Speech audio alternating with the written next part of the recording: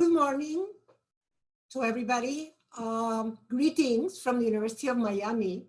I am Dr. Maria de Lourdes Diek-Assad. I am the Vice President for Hemispheric and Global Affairs at the University of Miami. Welcome to the first of a three-part series of webinars that we, the members of the Hemispheric University Consortium, are convening to share our experiences and brainstorm next steps on the delivery of educational outcomes in the face of the COVID-19 pandemic. The genesis of this series came about through two collective realizations. First, it is abundantly clear that as institutions, we have all had to significantly change how we deliver education and how our students need to learn now. And it doesn't look like there is and there will be a return to the way we were, to how we used to operate. Second, as we have adapted and as we continue to adapt, each of our institutions is learning and is generating a significant amount of knowledge on how we can successfully transition to this new reality. Incredibly important knowledge that is worth sharing with each other and further developing. So we designed this series in three parts. This is the first one. This session is the best practices in the transition to online learning, meaning looking at what we have experienced in this abrupt change in the way we deliver educational outcomes. Then the two coming sessions, one will be on the experiences we are having currently in delivering this online education. And then the last session will be how do we transition to the new normal, going back completely or not? So that is the question we have for the third session. So today, we're going to look back and see the lessons that we have had in these actions we have taken to go from our usual being to this online being, and the online delivering of education and the online learning for our students. And how are we going to make it really worth and really learning experience for our students for the rest of the coming year? So to do this discussion, we have our great guests, experts from different universities and an international organization. Let me introduce Johnny Orr. He is the Assistant Director for Distance Learning Institute at the University of Miami. Then we have Ms. Pauline Francis Cobley, Director of Online Learning at the University of the West Indies. We also have Álvaro Galvis, Faculty and Innovation Advisor at the Universidad de los Andes in Colombia. And finally, we have Cecilia Martins, an education specialist at the Organization of American States, one of our great partners at the University of Miami. Thank you for joining me. And with no further delay, let's hear from our experts. Thank you and welcome again. Thank you, Dr. Diaz. My name is Pauline Cobley. I'm from the University of the West Indies. I'm just gonna share with you a brief overview of what a university is about and how we transition, the initial planning period, and how we transition to online learning in a very short time, in just about two to 3 weeks. I'll start out, just let me, I think. So the University of the West Indies is a regional multi-campus institution. We have 5 campuses, 4 physical campuses, and 1 virtual campus, the open campus, that spans sites in 17 countries within the English-speaking Caribbean and also Belize, Bahamas, Bermuda. So they're open campus sites, and the open campus is the online arm of our university. We have physical campus sites in Jamaica, at Mona campus, Trinidad and Tobago, St. Augustine campus, Barbados, Cayville campus, and our newest campus, Antigua, the Five Island campus. Now, just briefly give you an idea of the timeline. And I won't go through the details on this slide, but suffice it to say, I just want to know, between the time that the university established a task force and the task force published its plan, which spoke to the decision was taken to move classes online in the event of physical campus closures, we started to develop the action plan, the details of that action plan from March 12th. And within a 2-week period, because we are located in different jurisdictions, the suspension of classes, face-to-face classes, and move to online classes occurred on different times depending on the lockdown that occurred in the various countries. So essentially for the St. Augustine campus in Trinidad, they really had 2 weeks to prepare. So the task at hand was we had to move approximately 50,000 students, not quite as many because some of those were already online, taking courses in the open campus. But we're looking at about 2,800 faculty, almost 2,300 courses that we had to move online within a 2 to 3 week period. What we did, the Office of Online Learning, that is a central office, brought together stakeholders from across the university. Faculty, instructional designers, ICT team, e-learning specialists, administrators, marketing and communications. And together we developed a coordinated plan of action for moving classes online. So what we did in 3 weeks, we trained over 80% of staff in the use of various e-learning tools, Blackboard Collaborate, Moodle, Microsoft Teams, Zoom, etc. I said 80% because we estimate that about 20% of our staff already had some training and expertise in the use of online tools and online pedagogy. We also increased software licenses to meet the upsurge in demand. We reinforced security of our online systems. We had to solicit external assistance to meet the technological needs of students because we discovered that over 8% of our students had no access to internet or computing device. And we developed a website, a central website where faculties and students could access resources for transitioning online. Now this is a central website, but there were also subsidiary sites developed on each individual campus to ensure that proper communication with students and faculty took place. And online classes commenced on a phased basis. How were we able to achieve this? Through collaboration and pooling of resources. We could not have done it any other way. Fortunately, the UII already had a pool of online resources residing across the various campuses. Most of those resources resided within the open campus. And also a number of courses were already in blended formats. As I said earlier, some of our staff already received training in online. E-learning tools were readily available on all campuses. And we were able to get donations of computing devices from the UII alumni, plus we were able to secure a grant from the Caribbean Development Bank to purchase laptops and tablets for students who were in need. We also received 0 rating from the internet service providers in all of our campus churches throughout the region for all our students. And we had a very agile ICT team. I must emphasize this because without them, we couldn't get this going. And the most important thing is that we had a dedicated and resilient staff at all levels. Everybody put their shoulders to the wheel. We knew what we had to do and we did it.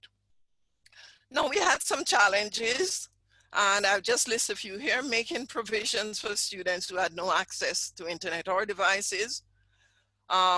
We had some faculty members who experienced unreliable internet connections. So that was a challenge for delivering synchronous classes and otherwise. there was a major surge in requests for technical support and overwhelmed our help desk staff on some of our campuses. And we also had challenges, a psychological impact on our staff and students. And also there was increased demand for data analytics to track our student progress in a number of areas. So I just listed here, based on our experience, some recommended best practices, choose a single, and I can speak to and elaborate on some of these later on. But it was important from our experience that we have a single tool for all the synchronous classes. As I said, we were using Blackboard Collaborate was recommended, but you know, many of our faculty were already familiar with Zoom, and especially for accessibility for disabled student, differently abled student, they prefer to use Zoom.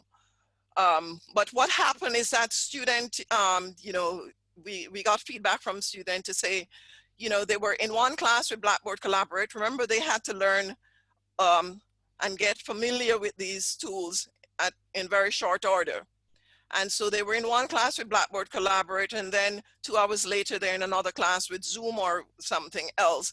So it was somewhat confusing. So we've concluded that in future going forward, we will stick to one tool. And we decided we should choose a tool that can be integrated into the learning management system, do practice run before commencement of teaching, conduct initial evaluation at the end of the first week of teaching to see where the hiccups are and, you know, make provisions to iron out any glitches. It was important to engage students during the transition planning process. Another thing we found that was good, established communication protocols for when an instructor was able to attend class, so students weren't sitting waiting wondering what happened, so they were able to get that information. Make provisions for large-scale technical support and so on. So, and you see there. So I'm gonna end now because I know probably run out of time. So the last thing I just wanna leave with you is this. This is a quote I saw from the World Health Organization, and it says, "We must never be as globally underprepared for a pandemic again." Thank you very much. Thank you, Pauline. This is great insights, very well directed to the focal points. And I want to say before we go on that the process for this webinar is, as you saw, Ms. Pauline Francis Cobley from the University of West Indies. She did a presentation, a short presentation of the best practices and their challenges. And we're gonna go the same way with the other panelists. After we finish with all the presentations, I'm gonna ask them a few questions to start the conversation. And as we finish those questions and they answer them, we will open to your own questions that you can send in the question and answer button that you have in your Zoom platform. So please send us your questions. And at this moment, I'm gonna ask Álvaro Galvis from the University of Los Andes, Universidad de Los Andes in Colombia, to do his presentation. Thank you. Well, thank you very much for this opportunity. I work for University of Los Andes. We are located in Bogota. We are a private university with nearly 17,000 students. We are a single campus university with some type of blended learning and virtual learning at the graduate level. But all the undergrad is face-to-face enhanced with technology. In almost the same time period, we had to jump into a new way that we call remote teaching and learning. We refuse to use the word virtual because we know we have virtual courses, and basically what we didn't want was the students to be confused with the terminology. Basically, we offer 3 types of modes of teaching: face-to-face, presencial, blended, but a very special type of blended that we call hybrid, and virtual. If you look at the slide, you will realize that what we meant by transformation is that in any of these modes, we are focused on student-centered activities because we foster active learning. And on the other hand, we want that both pedagogy and technology add value to curricular and pedagogic flexibility, meaning that regardless the fact that undergrad courses are on campus, on physical campus, not necessarily they are in a very rigid way. Students have curricular flexibility to select courses and pedagogic flexibility to accommodate their learning style and the type of courses that they are taking to their own needs. And everything is technology enhanced. So the transformation is really a huge challenge. And we try to do that by working with faculty in coaching them to rethink the way they teach. The type of things that we do are summarized in this slide. Basically, you see that we use big ideas in the sense that essential concepts are at the core of each one of the courses. We don't try to cover too much content. We try to be focused on essential concepts that we want that last after graduation, that last for a lifelong experience. And in doing this, we use all type of learning environments, face-to-face, blended, or virtual. And we try to promote experience-based, reflective, and active learning. In many cases, we combine this with flipped classrooms. So faculty and students realize that it is not the time period where students are going to learn, that both of them have to plan before, during, and after class. And we try to learn from the experience. We promote communities of practice that help faculty realize what works and what doesn't. We do this at two levels. One is at the course level. At the undergrad programs, we do not do a systematic transition from conventional teaching to transformed teaching. We have like three types of approaches. There are exploration activities that are event-led.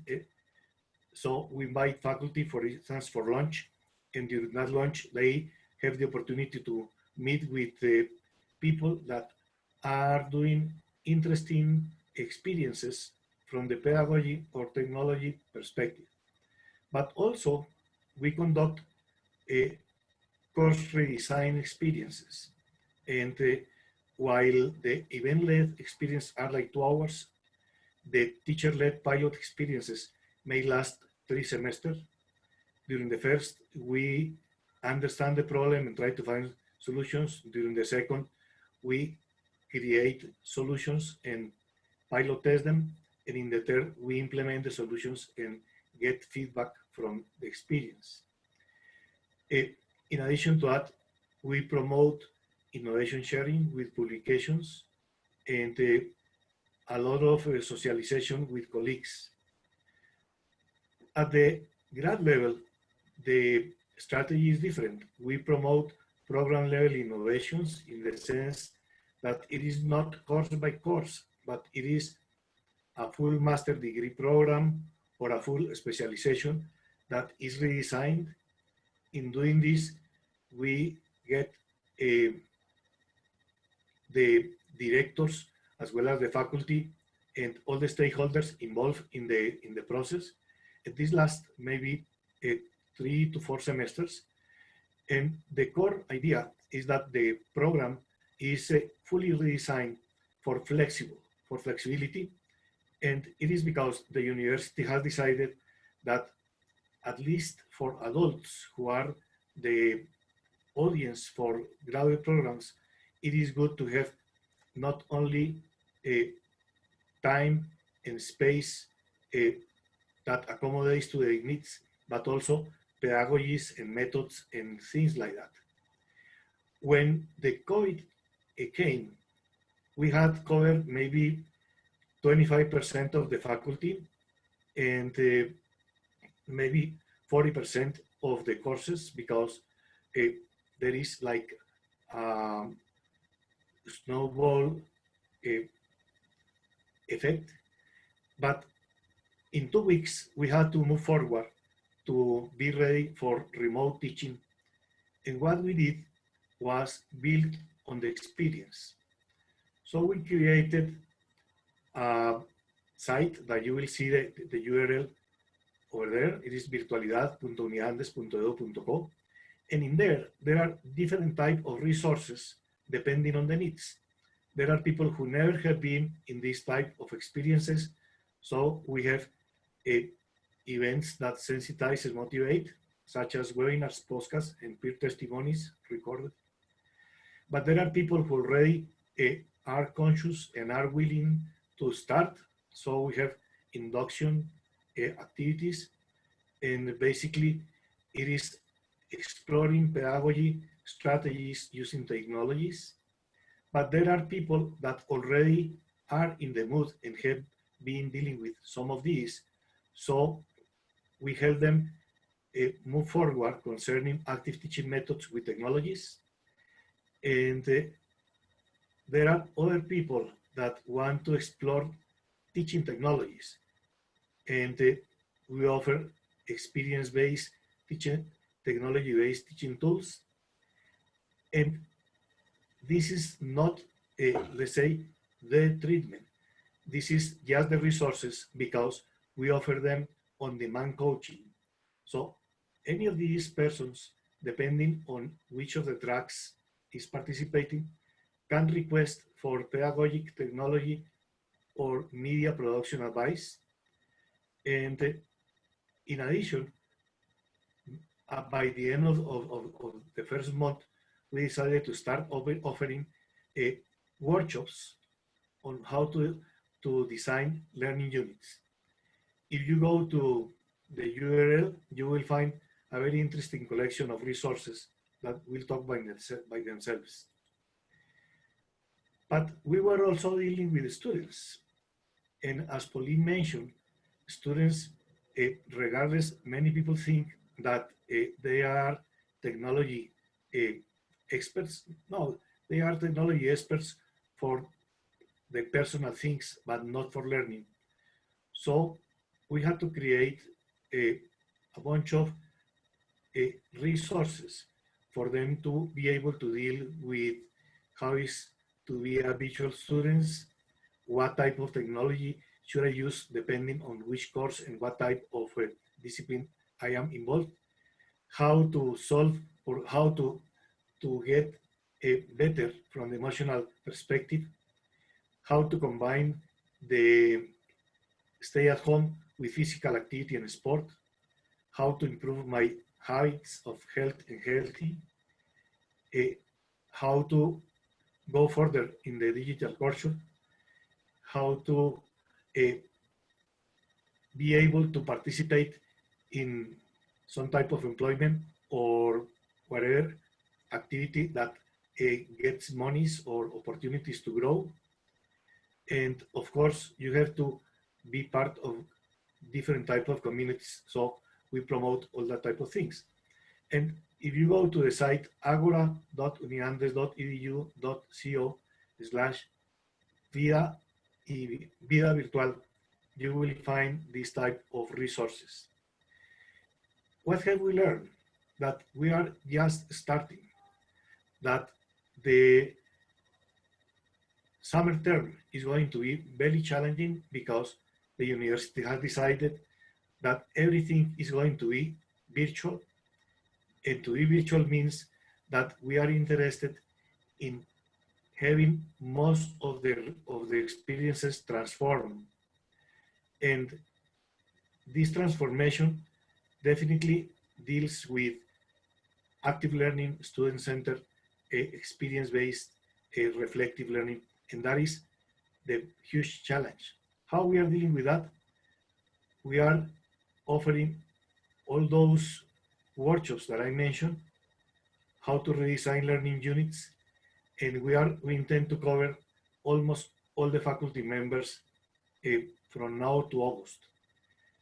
And after the summer term, maybe we are going to be back at the university. So the next challenge is how to deal with the new normal situation, which is not going to be the old one. And I will be pleased to share it with you depending on the type of questions that you may have. Thank you very much, Alvaro. Very clear all this transformation that has taken place at Universidad de los Andes and the challenges as the same as the University of the West Indies. So now I want to give the word to Cecilia Martins from the Organization of American States to make her presentation. Thank you, Lourdes, and good afternoon to all.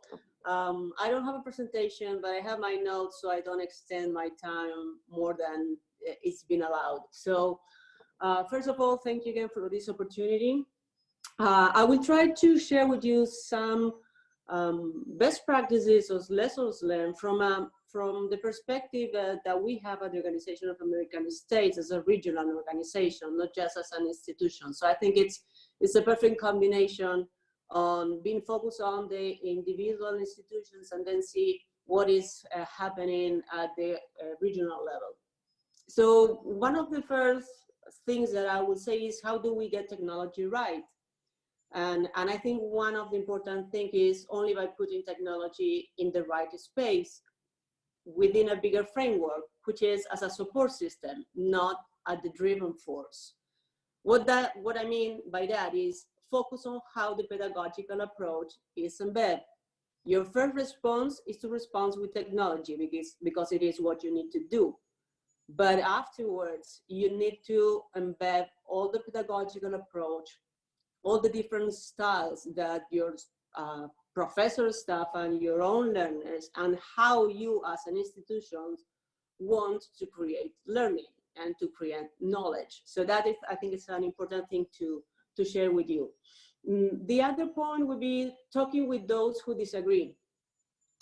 They only bring a new unexpected perspective, and I think in these times we need to challenge the status quo, and that perspective coming from different point of view, I think it will add to your solutions as well. One thing that we have seen is that a classic initiative that happened in the past, which was the one-fits-all rule, doesn't apply for anybody. If you learn from practices that work in other institutions, in other settings, it needs to be merged within your own institution's characteristics, within your own alumni and teaching staff styles. For example, I'll give you two very quick examples. We have been in conversation with the South Korea Ministry of Education that responded to COVID-19 because they were first targeted. And as you know, South Korea is a very broadly wired country, so they don't have a problem with connectivity. What was their challenge? Their challenge was how to address the most important part of their learning process, which is cultural for them. The personal relation between the teacher and the student is a core. It's a core business. So technology was there, it is there, but how they can replicate that importance as their own culture to bring into a new setting this relation between teacher and student. So I think that is another example which is very relevant. And the other thing regarding that no one fits all rule is, I think we all know the Rubik's Cube, right? When you have all the colors that are mixed up and then when you do it, everything is one color. I don't think that what we'll see under and after COVID-19, it's a mix of things, because we have to see this situation from a multi-dimensional perspective. And I go back to that at the end of my sharing thoughts with you. Another thing that I think it's important, and it was mentioned by Pauline and by Alvaro as well, is you need to know the regulations and your policy framework. Not everybody has access to internet. Not everybody has a technological device. So there are specific regulations from providers, and in specific countries, it's not the case sometimes in the US, but in some other countries, we do have like an undersecretary for higher education who determines some of the guidelines where universities can follow, no matter universities are autonomous in their decision. So I think that is also something important to consider when you define your own approach. You need to know the regulations and you need to know your policy framework. And again, when you need providers, everybody is looking for technology, you're using Blackboard, everybody is using Zoom. I think that the other thing that we have to have in mind is while negotiating with a provider, you have to remember that you need them as much as they need you. And that is your starting point for negotiation. So I think that is something also that we have the tendency to forget because we are in the urge to come up with a solution. The other thing that I think it's important is merging with the community to strengthen the system. Someone asked me the other day if we were considering dropouts while changing the modality. And I was so eager to respond because myself, an advocate for distance education since I have memory, I was about to answer that very rashly, and they stop and say, well, what is lying behind this question is something else, is dropouts can be an issue for distance education or online learning, but also when we are talking about on-site education, we also have the same challenges with students that takes more time than usual to graduate. So I think that what is behind is how we make sure that the engagement in the teaching and learning process is strengthened.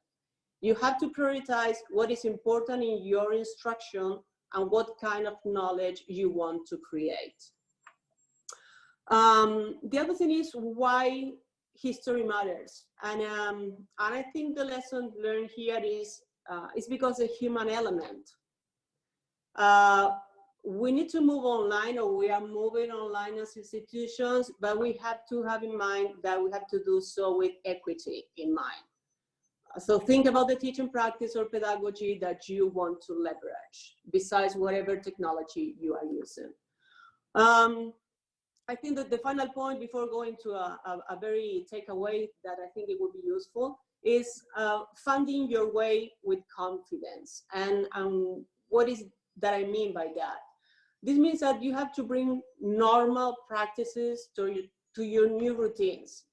The same engaging debate you usually do in class with your students, you have to bring it now online. Find a way to do so. And this is also establishing guidelines. I think Alvaro was mentioning that a bunch of guidelines needed to be developed. Don't take anything for granted and don't assume that everybody knows what to do. The big advice is we have to work together and find and create communities of professors where you can collaborate, share, and bounce your pedagogical strategies to each other. So my final takeaway, and I know that I'm running out of time, it will take me 2 minutes, is I use an acronym, which is MULTI. And for each letter, for M, it goes for multidimensional, and that is for education, technology, and management, but also for multimedias. You have to use radio, TV, online education, cell phones, but also for multi-stakeholders. Everybody needs to be brought to the table: community, government, regulators, private sectors, providers. The U is for ubiquitous. We all know what that means. How we give accessibility and interactive at the immediate settings that we are defining. The L is for local and lifelong learning. I think that a concept that is coming out right now through all our thinking is lifelong learning. And the T is for transparent and transitional. And I think, again, I think it was Alvaro who was mentioning the potential to generate experience through the learning process. And that goes for the T. And finally, the I is something that is very, very important, at least for us, which is to make it inclusive and integrated in the process and the systems that you have in your own universities. And with that, I'll wait for the next round. Thank you. Thank you very much, Cecilia, for giving us this regional perspective for these issues and challenges. So now we go to Johnny Orr from the University of Miami. Please go ahead. Thank you, everyone. My name is Johnny Orr. I am the Assistant Director for the Distance Learning Institute for the University of Miami. And basically, we assist the educators here with development of courses. We're all instructional designers, and we try to focus our expertise on our instructional design options. So with that, my esteemed panelists have all hit a lot of great points. And so I'm gonna go and use my time to go through step by step what we did here. This basically started in March. Actually, March 10th to be exact, is when we got the word that we needed to take our university, which would have about 20 to 25% of its coverage in online courses, to 100%. And these are the steps that I was instrumental in getting set up so that we could get to this point. This was basically put on my lap as far as what we need to do. So first things first, there was deep collaboration with our Online Backend Service Departments, which basically was the Distance Learning Institute, where our instructional designers are, and our Information Technology Group. We made sure that we were all on the same page as far as who was going to do what trainings were going to be offered, what ideas we had. And we basically did this before we approached any of the schools, any of the faculty. We made sure that we were ready for what was getting ready to come of this endeavor. Then we developed necessary training for all faculty, including curation of standard help documents. We went to Blackboard and found the Blackboard help site and figured out which one of these items would be beneficial to the faculty and to the students. Was there groups of information that would work for them? We went to Zoom and found all the information from their support site to actually see what is it that works. We created documents that said, these are the items that you really need to know in case you can't get hold of a live person. And we made these available to faculty and students and staff. Notice that we focused on remote delivery of courses. We did not try to make online classes. That was one of the key takeaways from what we were doing. We were not trying as instructional designers to make courses that would have a long-term setting in an online environment. We actually told the instructors that you are delivering your course remotely. We are not trying to make this a full online course that would be like this going from this point forward. That helped us alleviate a lot of the tension that the faculty had, because they were under the impression that, oh, you're turning my class into an online class. No, we happen to be in a situation where you can't necessarily meet with your students in a face-to-face setting. This is what we're doing to try to go forward. And that got a lot of buy-in from our faculty. Once they understood that we weren't trying to replace them with online classes, but rather we were just trying to help them keep in communication, keep in contact with their students. We set up training for face-to-face training sessions, online streaming of training, and pre-recorded offerings of the different trainings that we've had. Yours truly ended up having to go and do a lot of these face-to-face trainings. I have been in every one of our schools, or we've had representatives from DLI go to the schools, And we went and had people in auditoriums. Once social distancing kicked in, we had people who were in auditoriums spread apart. We had situations where we streamed through Facebook, through YouTube. We actually had a situation where we recorded training and then we passed those out to the faculty. So we've been doing all of these trainings. And again, we focused on necessary training for the faculty, just so that they could have the basics to operate their courses. We also increased the support. Our back end for Blackboard here, they were phenomenal. There was a lot of, they actually added some times and schedules for individuals so that people could call in. We at DLI also made sure that we were available to faculty who had questions, who had any issues. I passed out my number to a lot of people. And that's what would happen. They had a question, they knew they could contact me. Especially if there was an issue that they didn't want to necessarily put a ticket in for. Even with the students, we made sure we had some 24-hour options for the students as well, in case anyone had questions and to accommodate for various time zones. Finally, we began development and delivery of training on best practices and best usage of online course development tools. Now that we've gotten past the necessity, people are online.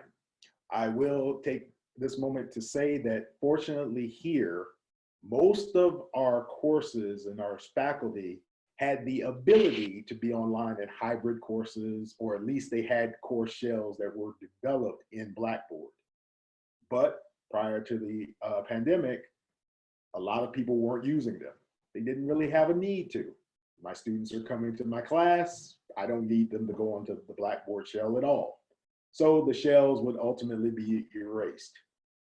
This helped us a lot because a lot of our faculty just had to be introduced to Blackboard rather than having to learn a whole bunch of stuff. It's like they basically said, yes, I have an account, I've just never used it. Now they got a chance to use it. But from this, we found that a lot of faculty, now that they've been forced to use these tools, actually like them. So we began to develop series, and I will show a couple of examples here. We came up with an online course development series where we were doing various Zoom trainings for faculty, where we would have myself and our team, as well as some members from our UMIT team, would go in and we would do trainings on various topics. We're getting ready to modify this and actually do some more advanced trainings on things like how to best use Zoom in a collaboration setting. How to best use Zoom in a collaboration setting. Or, as we have done with our business school, we actually made an entire series. And as you can see on the screen, we went over things like maximizing online engagement, how to use test surveys and pools to your advantage in Blackboard, an overview of the gradebook, minor gamification techniques. We've done these because now, due to our situation, we actually have the ear of the entire faculty. We're trying to help them promote things like hybrid courses, expanding the use of Blackboard, helping students to have access without having to actually come into the classroom. And so these are the things that have come from basically doing that initial preparedness. And so as far as our best practice goes, we basically prepared ourselves, and now we have a modality moving forward if anything like this happens, to get people ready to go. And with that, I'll give my time back. Thank you, Johnny. Well, all of these perspectives have been very interesting, and I'm going to try to make a few questions to you, given that we don't have very much time left. But I will start by asking Cecilia, Martins from the OAS. There's lately a phrase that we have here very often in many webinars, seminars, articles, conversations that say that the COVID-19 has caused us to be in what we called, or they call, uncharted waters. Are we on uncharted waters? Thank you, Lourdes. And I love that question because I think everybody has heard that. I don't know if we can do a quick exercise, if we can, to put up a poll online so everybody that is joining us can, yeah, thank you. What that? If everybody that is joining us, please can answer that question. Are we in uncharted waters? The answers are yes or no. If you can submit that, it will give us an idea on what is your situation in your institution, or what is your experience regarding that. I'll keep a couple of seconds to that, and then once we have a decent amount of answers, we can here on the screens. So let's just give a couple of seconds, and here we go. So the answers are overwhelming. Oh my God, that's a challenge for me now. 83% people are saying yes, and 70% says no. Thank you so much for that, for participating. And well, my answer would be partially, maybe not yes, no. And let me explain what I mean by that with an image. The image will be similar as when you throw rocks on the water, it make it ripple, and it make waves. But if you are able to step aside for a second and don't get into the anxiety it generates, we might see that after a while, the waves will stop, and that underneath there was still the same water. So the point is, if one takes the long view, the picture can sometimes be quite different. And I think that we need that, because we are in the rushing of answering. This is why I say that maybe we are not completely in unknown territory. And my fellow panelists have showed that. We know our educational system. We know how to collectively create knowledge in our institutions. We know technical, pedagogical, managerial, political elements that make our institutions stronger. I think that we just need to learn from our experience and be willing to adapt to change. We have been through changes processes before, at least with my age, but not at this scale or at such a rapid pace. The speed and the magnitude are clearly unique right now, and I think that is like a shockwave for all of us. However, I think in my professional life, I have passed for, 5 generations in my background, which is education, distance education. And I think after each of those, we come up stronger and more adaptable to whatever solution we can do. But again, what this unprecedented what this unprecedented situation is doing is giving us something very valuable, I think, which is the opportunity and space to bring back to the surface the core values and needs of our institutions and educational systems at all levels, as never before. That means transforming life through education, as we always do as teachers. Give access to quality, inclusive education. Create community impact and participation. Youth empowerment, and the creation of knowledge. And I think those are the core values of all our institutions. And sometimes what we don't have to do is to lose perspective. That's why I use the image of the waves at the ripple at the very beginning. And I think that the other big thing regarding the yes, the massive yes on the answer, if we are on uncharted water, and maybe is, what is absolutely different in this situation of imposed change, if you want to use a term, is that for the first time, it's not based on evolving technology or on change of educational theories. We need to adapt because it's affecting directly the most important capital countries and institutions have, which is human capital. And I think with that, that's my partially to that question. Thank you. Thank you very much, Cecilia. Now I would like to ask Pauline, in all this process that has taken a UWI, what has been the greatest challenge that you have had in this transition, and how have you addressed that challenge? Okay, thank you very much, Dr. Dietrich. I have thought a lot about this. We've encountered many challenges that I would classify as big challenges. We had things like the lack of internet access for some students, technical staff being overwhelmed with upsurge in demand, and a number of other things that we consider big challenges. However, what I consider to be our biggest challenge is dealing with the psychological impact of this pandemic on our staff's ability to teach and our students' ability to learn.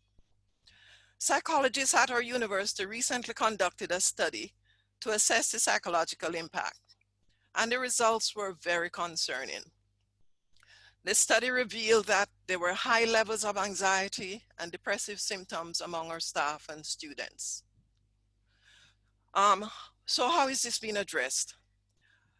Our university has instituted a number of measures to provide support and assistance to our staff and students. Measures designed to relieve some of the anxieties and also, identify the particular anxieties and institute measures to relieve them. So some of these measures include online counseling services on all campuses. We have qualified psychologists, clinical psychiatrists, and very good professionals available to students and staff on all campuses at regular intervals, and they can get advice online or personal counseling online. We've also instituted a no detriment policy on exams. One of the things that came out of this study is that students were asking for patience and leniency. The fear of failure was cited as one of the biggest stress factors among students. So the university was cognizant of that and tried to implement measures to allay the fears of students about failing. So no detriment policy means that they're not going to incur any penalty if in the event that they fail and have to repeat the exams. And there are some other some follow-up measures in that regard to make sure students are confident and satisfied that they're not going to be disadvantaged in any way or fall to the line in the event that they can't complete their exams or they fail their courses. We've also set up on some campuses have instituted all sorts of innovative ways to try and, motivate students and staff. We have virtual cafes where students, virtual cafes for staff, where they hang out in a relaxed atmosphere on a regular basis and just discuss any issues and share experiences. And that seemed to be working very well. Some campuses have included in their staff training events, they've included motivational artifacts, motivational features and so on. That is part of their training just to help staff navigate this very uncharted territory and also understand that the university cares about them, and that's important. We have an organization in our university called UWE Care, UWE Care, and that has come to the fore in times like this and it's very useful. And there are several other ways in which individual faculty and campus administration try to deal with the problem on more personal levels. So that, in a nutshell, is what I would, from my personal opinion, is one of the biggest challenges that we face. And I think it's an important one that we need to think about. Thank you, Pauline.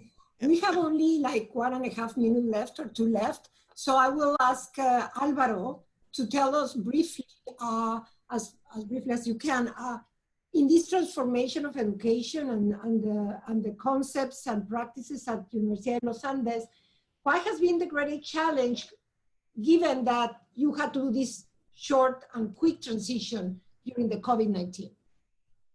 Well, basically, we are dealing with adult status, so you cannot mandate faculty to change. You have to convince them, and that is through experience.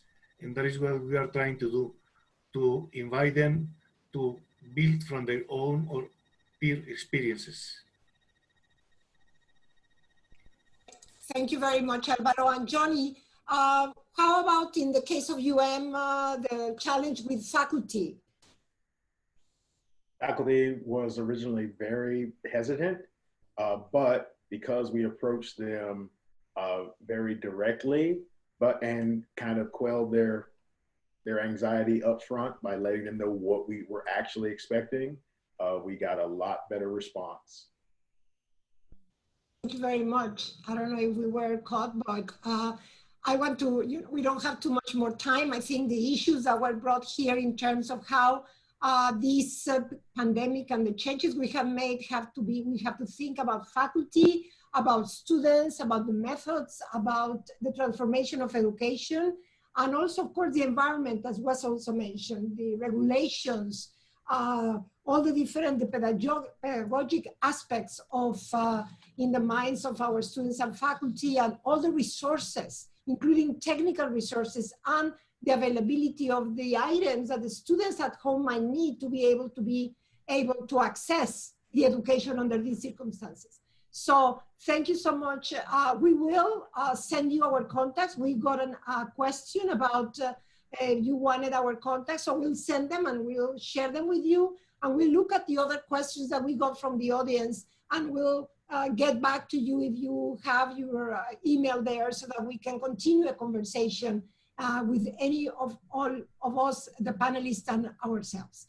Thank you so much to the panelists. You did a great job. I think it's an enlightening to all of us and to our listeners and viewers. So I really thank you from the Hemispheric University Consortium. And I hope that all of this will be very useful to all of you that are watching now. Thank you.